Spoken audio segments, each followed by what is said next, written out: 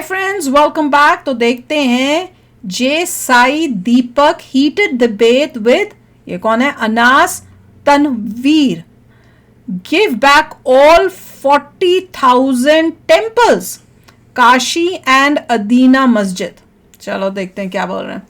Video शुरू करते हैं। वीडियो शुरू करने से पहले अगर आप चैनल पर नए हो और आपने अभी तक सब्सक्राइब नहीं किया तो जल्दी से पहले सब्सक्राइब के बटन और बेल आइकन को क्लिक कर लो ताकि आपको हमारे सारे न्यू वीडियोस के नोटिफिकेशन मिल जाएं जैसे हम अपलोड करें। अगर आपको वीडियो पसंद आता है प्लीज लाइक एंड शेयर। चलिए शुरू करते हैं। 40,000 places, give it all back. I'm sure Banaras का ये मैं जीत चुका हूँ, ये मैं जीत चुका हूँ। यहाँ हो गई तकलीफ।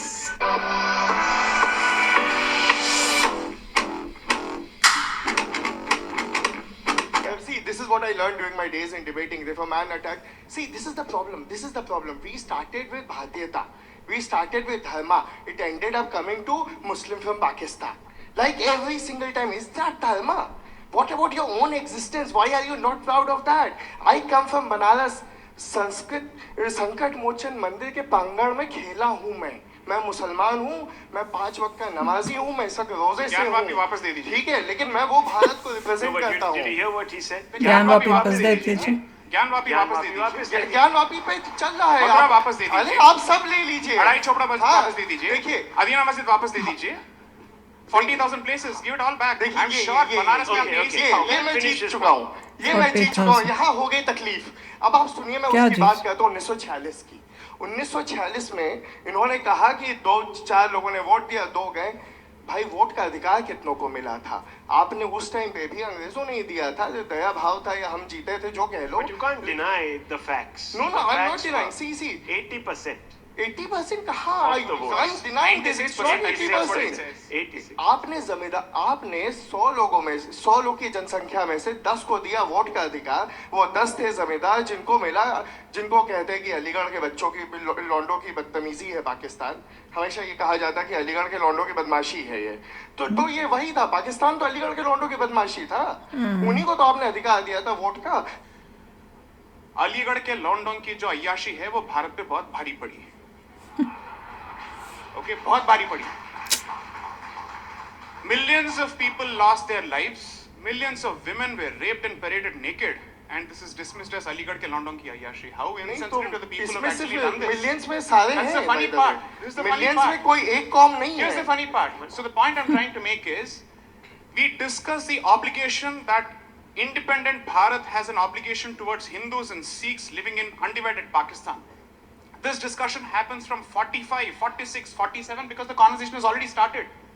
After the Lahore resolution and Karachi resolution, it's absolutely clear that Pakistan has become a reality. So then on, the questions start getting addressed. The Constituent Assembly starts, it's formulated in August 1946. Subsequently, once the conversation starts, we actually keep a few seats open in the hope that Pakistan doesn't become a reality. That is the extent to which we went. When we realized this is not going to happen, we switched the conversation to ask the question, what do we do to those people who are being held hostage? Because the history of this period will show that Pakistan decided to use the non-Muslim population of that particular area as a hostage population to negotiate with Bharat. The entire basis for the Nehru-Liaquat Pact ultimately was this. Let's assume for a moment that we don't owe an obligation to the Hindus of Pakistan and Pakistan doesn't have a duty with respect to Muslims of India. Why did the fount of everything that's great in this country, Shri Pandit Jawaharlal Nehru, choose to enter into a Nehru-Liaquat Pact where both of us are assuring the other with respect to the safety of religious minorities in their country? What is this basis then? Ultimately, at the political level and at the constitutional level, we have accepted that we have a civilizational duty towards these minorities. Anas, This that's is a documented valid point. fact. That is That's a a very valid valid point. point. See, I'm There you go. neither holding brief for Nehru, nor I'm No, no, holding you brief for please Pakistan. answer the first of specific all. question. Forget But about holding I a brief. completely agree with that. At that point, So we are now Nehru-Liaquat- executing that civilizational brief. No, allow me. The civilization, Nehru-Liaquat Pact, what did it say? It said कि भाई तुम अपने तरफ के minorities की वो करो, हम अपनी तरफ के करेंगे। वो चल रहा है, वो वहाँ भी चल रहा है, यहाँ भी चल रहा है। नहीं हो रहा है, आप इंटरनेशनल फोरम्स पे प्रेशर डाल सकते हैं। हिंदुस्तान बहुत मजबूत है, हमने पाकिस्तान को बहुत पीटा हुआ है भाई। आप क्या बात करते हैं? हम हर जंग जीते हैं, डिप्लोमेसी में हम उनसे ऊपर हैं, हर उन्होंने अगर चीज- फॉलो नहीं किया, you can't शुरू change हैं, them. Mother of Talk democracy about है। the spirit of the agreement हाँ, gave both the countries a say in the welfare of the religious minorities across each other's borders. Right. Because of our history. Unfortunately, They didn't in follow it. Pakistan, they broke that contract, that agreement.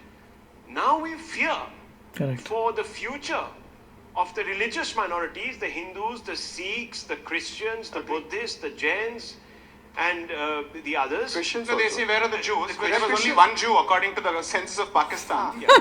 So they are Jew- saying that Jews because is you're not not a in question. Jews. That's Be not quiet. So here's the point. If you read Articles 5 to 11 of the Constitution, that is entirely Pakistan-centric when you're defining citizenship as part of your own constitution, because you realize that there's a continuing cord that connects you with the people there. It also speaks of how many people can go there. When you come back, what happens to your citizenship, so on and so forth.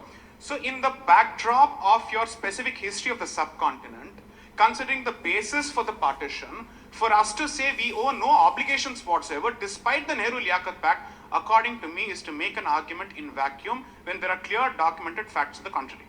Look, I get the sense. मैं Can I बात ask a को कह provocative नहीं पाया question? था, लेकिन I'm very thankful to my friend here. He knows that I'm fasting and I can't speak much, so easy to. बस ये ओवर स्मार्ट बन रहा है, बस इमोशनल नहीं आप पानी तो हनुमान जी का पी सकते fast हो चल रहा नहीं।